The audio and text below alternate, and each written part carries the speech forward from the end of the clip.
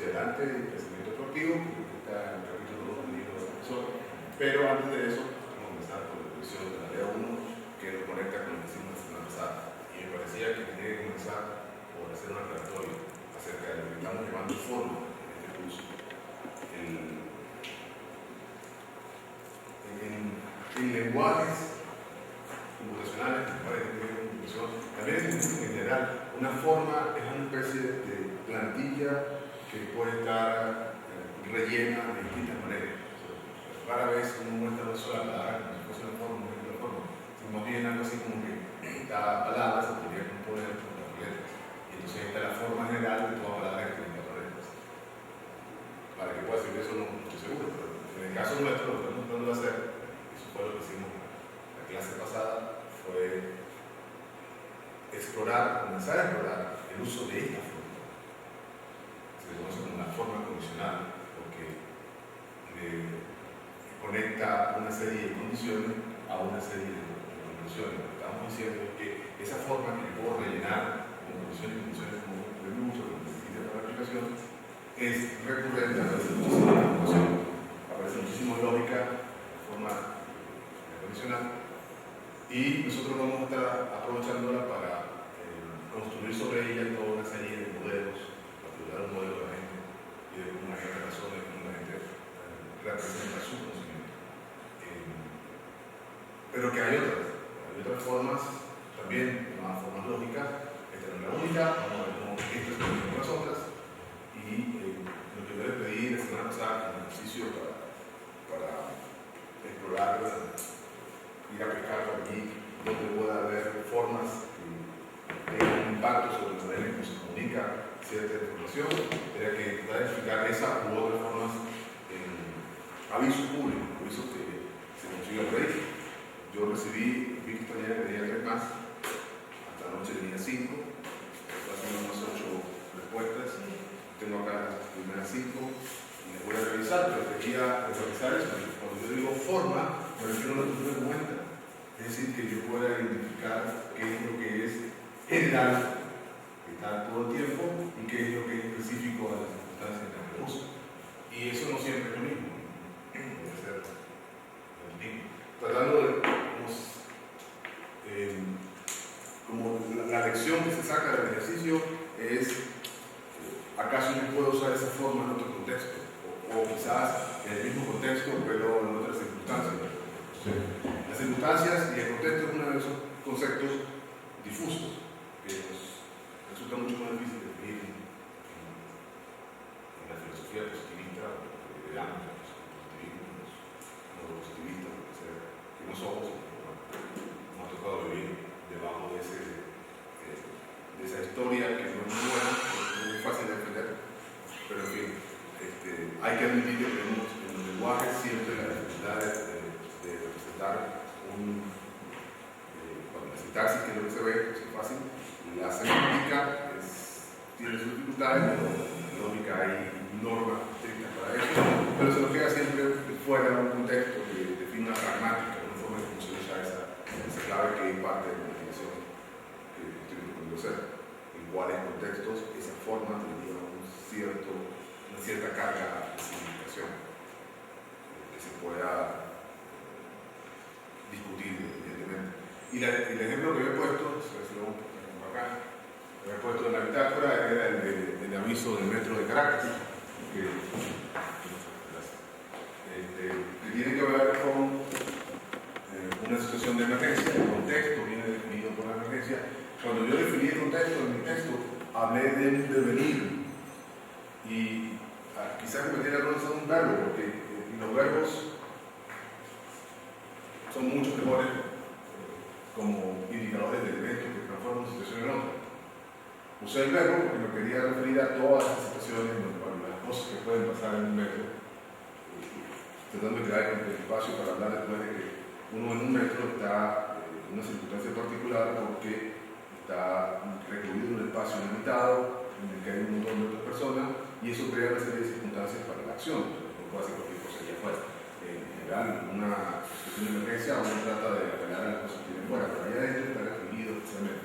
Y por eso se crea un contexto especial para cómo uno tiene que reaccionar. Y es muy importante cómo sepa qué tiene que hacer y lo haga rápido y lo haga bien.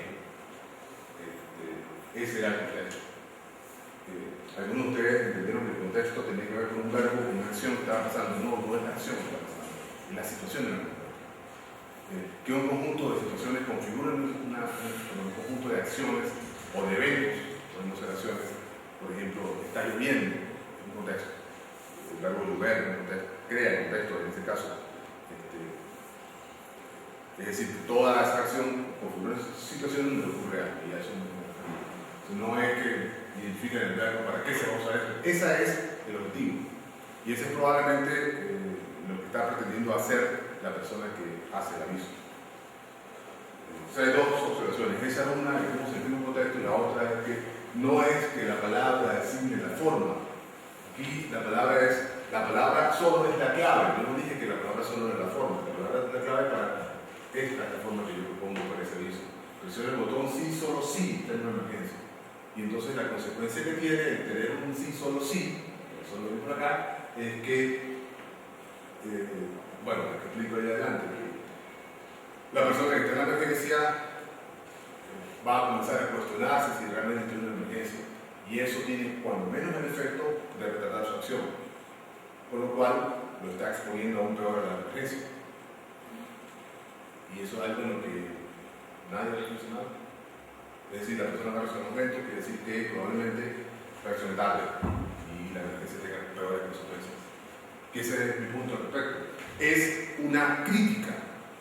Sí, y esto es importante. Críticas. Yo le decía más adelante, me pareció que entonces todo el mundo iba a salir a criticar a Bison y a criticarlos, a destrozarlos. No tiene que ser. Si una crítica, para que sea crítica, tiene que ser cuestionando eso de ahí. Yo sé que nosotros estamos acostumbrados, quizás por una de esas literaturas de reconciliación, a hablar de críticas constructivas y críticas destructivas. Pero las críticas constructivas son de locos. Como crítica no funciona, lo que interesa es destructiva. Van a decir lo que no está bien, para mejorar. El punto acá es que un motor personal me criticó a mí, no me criticó mi argumento. Y eso es diferente. Si yo estoy diciendo el aviso que está mal escrito, probablemente no me van a volver a dejar superiormente porque está criticó. No importa. Yo tenía que decir que no estaba bien escrito. ¿Para qué? Para que alguien se dé cuenta que hay que mejorarlo, que se puede mejorar, lo estoy diciendo. Pero a veces yo tengo que defenderme de una crítica. En ese caso tengo que hacer un argumento a favor de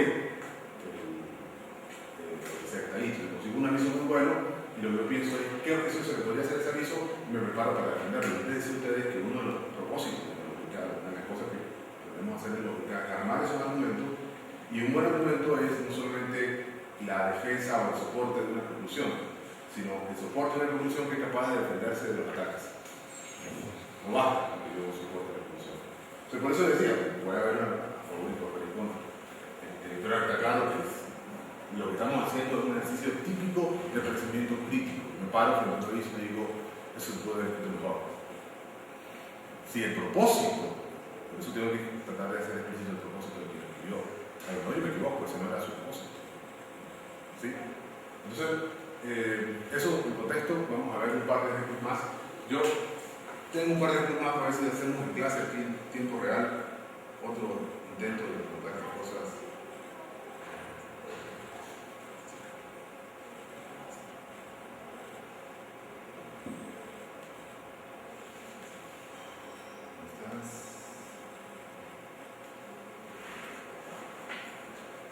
Otro par de ejemplos, aquí va uno, no está muy claro, pero disculpen.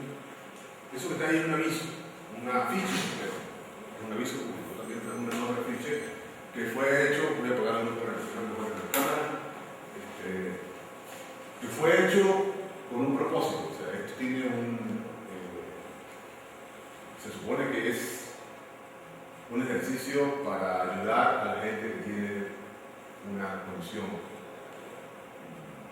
mental, que es la depresión, mental, física. Se reconoce que hay un malestar, ¿no es cierto? Lo que hace es uno dice cómo combatir y evitar la depresión y te da una serie de indicaciones de cómo hacerlo, ilustradas para que, no sé, supongo que la ilustración tiene sentido de hacerlo más atractivo. Yo no sé cómo se ustedes, a mí me encantan las tiras cómicas. Para mí, una tira cómica inmediatamente te da la atención. Yo sé que hay muchas personas que son así, que las tiras cómicas me enseñan historias más rápido, y a lo mejor de chico pues, leímos muchas de esas cosas, o vimos mucha televisión, son personajes para traer la atención, personajes a colores haciendo cosas. Entonces, fíjense lo que parece, leo el aviso para que puedan entender lo que no está muy claro. Una fotografía tomada de una pared en un hospital psiquiátrico. Dice el aviso cómo combatir la depresión en la parte de arriba, y entonces te da una serie de recomendaciones. Fijarse en metas pequeñas con cortas aspiraciones. Eso es un proyecto pequeño, pero que hace más detalles. No está muy claro, pero dice que mientras más pequeño mejor, porque eso se puede resolver en tiempos ciertos, y no puede tener la resolución a la vista pronto, y entonces eso va a mejorar tu condición. No te creas expectativas, eso te exprime la angustia por mucho tiempo, porque eso ayuda a la depresión. Posponer las decisiones importantes de la vida, la otra recomendación está, se supone que es un carro nuevo. No comprar carro nuevo, no divorciarse, esa clase de cosas físicas. Lo que es un poco raro, porque a veces son esas decisiones las que causan la depresión, pero bueno. Si siente ganas de llorar, hágalo. Muy elocuente ese libro. Al hacerlo nos permite sacar algún dolor escondido, aceptar ayuda de sus seres queridos, para eso te rodeado de panas, hacer ejercicio físico. No dice para qué, simplemente dice cómo sea, pensar positivamente. Yo no sé por qué pensar positivamente tiene la representación curiosa, no entiendo. Pero bueno, el artista pensó que era así, porque recuerden que esto se le ocurrió a alguien, entonces un artista le dio forma gráfica, supongo. Procurar estar siempre acompañado y confiar en esa persona, no se le pone al lado de una chica, siendo un chico. Ella está un poco dado shock, probablemente, no sé por qué, pero mantenerse ocupado y evitar el encierro, no se dice lo ocupado que está ocupadísimo a comer agua en la playa. Eso tiene que ver con evitar el encierro, ciertamente no está ocupado. Pero bueno. Su estado de ánimo, no, eso es el punto final. El punto final es que su estado de ánimo va a mejorar gradualmente. Es una promesa, una recomendación, es una promesa final. Entonces al final nos dicen, vencer la depresión toma tiempo, pero con vencer constancia es posible sentirse mejor cada día. Son las sugerencias de la línea antidepresivo Remmers. Esta Remmers es el sponsor que paga por el afiche, por todas partes. Ellos son una casa comercial que vende antidepresivos y nos están dando un afiche que nos dice cómo evitar la depresión. ¿Qué les parece a ustedes eso? ¿Qué dirían ustedes sobre qué se les puede analizar ese aviso?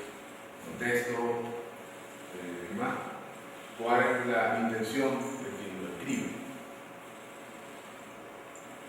Lo escriben ellos, o sea, está suscrito por Remmers, la empresa. Una empresa, una casa comercial que distribuye medicamentos antidepresivos en particular. El afiche está colgado en la pared de un hospital psiquiátrico, ese es el contexto. ¿Qué creen ustedes que quiere hacer Remmers con el aviso? Bueno, de repente, obviamente, pues dar algunos tips de cómo evitar la depresión, pero bueno, con ayuda de su medicamento en parte, porque da varios tips, pero al final. Pero aquí no dice una parte que toma medicamentos. No, en ninguna parte dice expresamente que toma medicamentos. Sin embargo, por lo menos en esa parte, pero en la parte de abajo dice, siguiendo ahí, no logro leer. Que vencer la depresión por Ah, sí, la última línea dice. Son las sugerencias de depresivos, ¿no? Es muy particular porque no te sugieren que tomen antidepresivos, te dan consejos para no hacerlo, pero a la final quien te lo sugiere es el fabricante de antidepresivos. Entonces, hay como cierta sugestión, ¿no? Porque no te lo dice expresamente, pero